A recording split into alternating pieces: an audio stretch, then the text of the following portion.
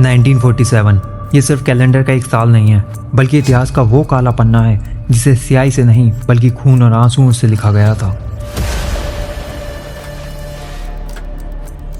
एक ऐसा दौर जिसने एक तरफ करोड़ों लोगों को आज़ादी तो दी, तो वहीं दूसरी तरफ उनकी जिंदगी तबाह कर दी।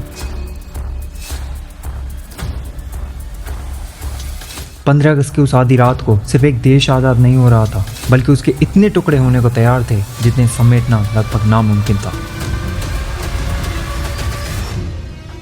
अंग्रेज तो चले गए, लेकिन पीछे छोड़ गए कर्ज में डूबा एक खाली खजाना, पूरी तरह से ढह चुकी कमजोर इकोनॉमी और लाचारी और भुखमरी की कगार पर खड़ा पूरा देश।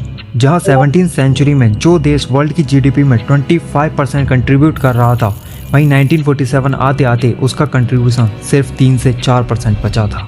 उस टाइम दुनिया के बड़े बड़े हिस्टोरियंस और पॉलिटिकल एक्सपर्ट्स का मानना था कि इंडिया एक देश के रूप में कभी एग्जिस्ट ही नहीं करेगा।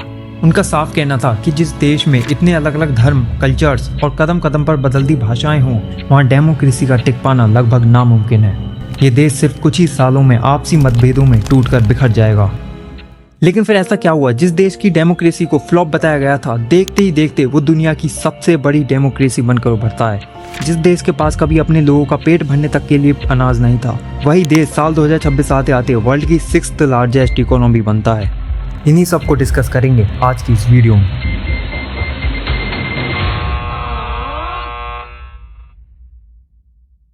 1947 का वो पार्टीशन इस देश के लिए एक ऐसा तोहफा लेकर आया जिसने रातों रात करोड़ों लोगों को अपनी ही जमीन पर बेगाना कर दिया। रेड क्लिफ लाइन खींच दी गई और इसके साथ ही शुरू हुआ इतिहास का सबसे बड़ा रेफ्यूजी क्राइसिस। करीब 1.5 करोड़ लोगों को रातों रात अपना घर बार छोड़कर भागना पड़ा। सांप्रदायिक दंगों और अचानक भड़की हिंसा में लाखों लोगों ने अपनी जान गंवा दी, और जिन लोगों ने जैसे तैसे सरहद पार की, उनके पास सर ढकने के लिए छत तक नहीं थी। आज़ादी अपने साथ एक ऐसा जख्म लेकर आई जिसे समेटना लगभग नामुमकिन लग रहा था। अभी सरहदों पर यह खून खराबा थमा भी नहीं था कि देश के अस्तित्व पर ही एक और बहुत बड़ा खतरा मंडराने लगा।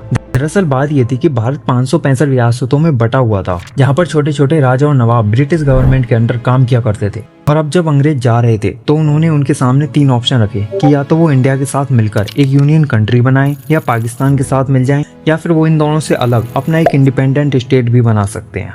और इसी की वजह से अब नक्शे पर भारत एक देश नहीं बल्कि छोटे छोटे टुकड़ों का एक ढेर लग रहा था। और इसी में 3 ऐसे स्टेट जो सबसे ज्यादा प्रॉब्लम क्रिएट कर रहे थे। जूनागढ़ का नवाब पाकिस्तान की तरफ भाग रहा था, हैदराबाद का निजाम पाकिस्तान की मदद ले रहा था एक इंडिपेंडेंट स्टेट बनाने के लिए, और वहीं कश्मीर जिसे ना हिंदुस्तान में आना था ना पाकिस्तान में जाना था, वो अलग ही एक आजाद कश्मीर की डिमांड रख रहा था, जिस वजह से वहाँ ट्राइबल इन्वेजन होता है। और इंडिया को आजादी के सिर्फ 3 महीने के अंदर अंदर मजबूरी में अपना पहला वॉर पाकिस्तान के साथ लड़ना पड़ता है। और अगर अब आपको लग रहा है कि ये तो बहुत बड़ी प्रॉब्लम है, तो जरा रुक जाइए, अभी असली डिजास्टर्स तो आने बाकी थे। 200 साल की ब्रिटिश राज ने भारत को आर्थिक रूप से खोखला कर दिया था, और इस चीज का अंदाजा आप इसी बात से लगा सकते हैं कि 1947 में देश की 80% से ज्यादा आबादी भयंकर गरीबी में जी रही थी। और एक बार को अगर इस पॉवर्टी को साइड भी रखें तो इससे भी बड़ी प्रॉब्लम फूड शॉर्टेज, खाने की कमी। अब आप बोलोगे कि भारत जैसे देश में खाने की कमी कैसे हो सकती है?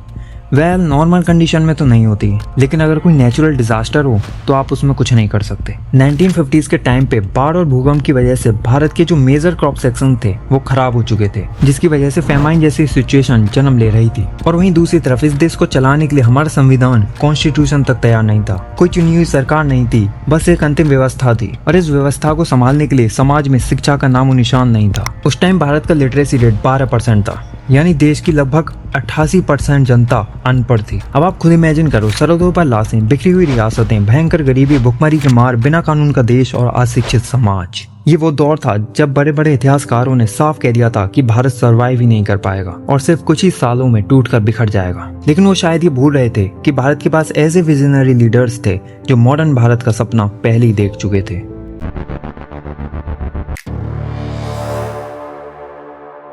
अब तक हमने ये समझ लिया है कि 1947 के बाद भारत की क्या कंडीशन थी, कितनी बड़ी बड़ी प्रॉब्लम्स हमारे सामने खड़ी थी, और अब हम समझेंगे कि कैसे हमने उन प्रॉब्लम्स को सॉल्व किया। बेसिकली हमने नहीं, उस टाइम के हमारे लीडर्स ने। और जब भी मॉडर्न इंडिया की बात आती है तो लोग अक्सर सरदार वल्लभ भाई पटेल के कंट्रीब्यूशन को साइडलाइन कर देते हैं, बट मेरे अकॉर्डिंग ऐसा करना बिल्कुल भी सही नहीं होगा। बिकॉज अगर सरदार वल्लभ भाई पटेल बॉर्डर सिचुएशन और स्पेशली प्रिंसली स्टेट्स को अच्छी तरह से हैंडल नहीं करते तो मॉडर्न इंडिया की नींव रखना लगभग नामुमकिन था। तो शुरुआत वहीं से करते हैं। 1947 के पार्टीशन के बाद सबसे बड़ी प्रॉब्लम प्रिंसली स्टेट बन चुके थे और भारत 565 रियासतों में टूटने के लिए तैयार खड़ा था। तभी एंट्री होती है सरदार वल्लभ भाई पटेल की, जिनका भारत के अंदर काफी बड़ा इन्फ्लुएंस था। सो काफी स्टेट्स तो इनके एक बार कहने से मान गए और जो नहीं मान रहे थे तो उन्हें डरा धमकाकर मनाया गया। लेकिन जो सबसे ज्यादा प्रॉब्लम क्रिएट कर रहे थे वो थे हैदराबाद, जूनागढ़, कश्मीर। जहां जूनागढ़ का नवाब पाकिस्तान के साथ मिलना चाहता था तो वहां पर सरदार वल्लभ भाई पटेल ने फोर्सफुली कब्जा किया और आगे चलकर जनता से एक वोटिंग भी कराई कि वो इंडिया में रहना चाहते हैं या पाकिस्तान में। और आपको जानकर हैरानी होगी कि लगभग 99% से ज्यादा वोट भारत के पक्ष में थी, जिसके बाद जूनागढ़ पर सारा कंट्रोल इंडियन गवर्नमेंट ने ले लिया। इसके बाद कश्मीर में भी काफी प्रॉब्लम्स होती हैं। वहाँ के राजा हरी सिंह काफी लेट कर देते हैं, जिसकी वजह से भारत को कश्मीर का काफी बड़ा हिस्सा खोना पड़ता है, जिसे आज हम सभी POK के नाम से जानते हैं। But at the and Kashmir पर भी इंडियन गवर्नमेंट अपना फुल कंट्रोल ले लेती है।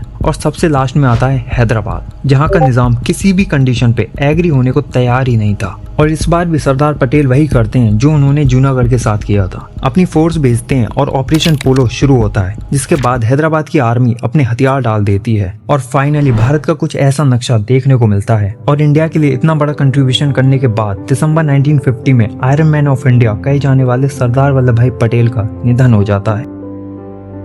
और अब तक हमारा कॉन्स्टिट्यूशन बन के तैयार हो चुका था, जिसके बाद 1951 में पहली बार इलेक्शन कराए जाते हैं, जो कि कराना बिल्कुल भी आसान नहीं था, बिकॉज 88% से ज्यादा लोग अनपढ़ थे। और इसी बीच एंट्री होती है chief election commissioner Sukumar Sen की, जो प्रैक्टिकल सॉल्यूशन निकालते हैं, जो उम्मीदवारों के नाम की जगह बैल, हाथी, झोपड़ी जैसे सिंबल्स यूज करते हैं, जिसे आम आदमी इजीली समझ सके। और इस इलेक्शन की सक्सेस के बाद पंडित जवाहरलाल नेहरू को आजाद भारत का पहला प्रधानमंत्री अपॉइंट किया जाता है। काफी लोगों को यहाँ पर कंफ्यूजन हो तो मैं पहले ही बता दूं कि नेहरू जी 1947 से ही प्राइम मिनिस्टर थे, बट उस टाइम लोगों ने उन्हें नहीं चुना था। बट इस बार पहली बार वोट कराई जाती है और उन्हें चुना जाता है। और इसी दौरान IIT जैसे इंस्टीट्यूशन की नींव रखी जाती है और शुरू होता है इंडिया का फर्स्ट 5 ईयर प्लान, जिसका प्राइमरी फोकस एग्रीकल्चर पर था, बिकॉज इस पीरियड ऑफ टाइम में हम खाने के लिए अमेरिका पर डिपेंड थे। सो इसी फूड शॉर्टेज को दूर करने के लिए एग्रीकल्चर और इरिगेशन पर ज्यादा फोकस किया गया, जिसके लिए भाखड़ा नागल और हीराकुंड जैसे मेगा डैम का निर्माण किया गया, जो कि आज तक इतने सालों बाद भी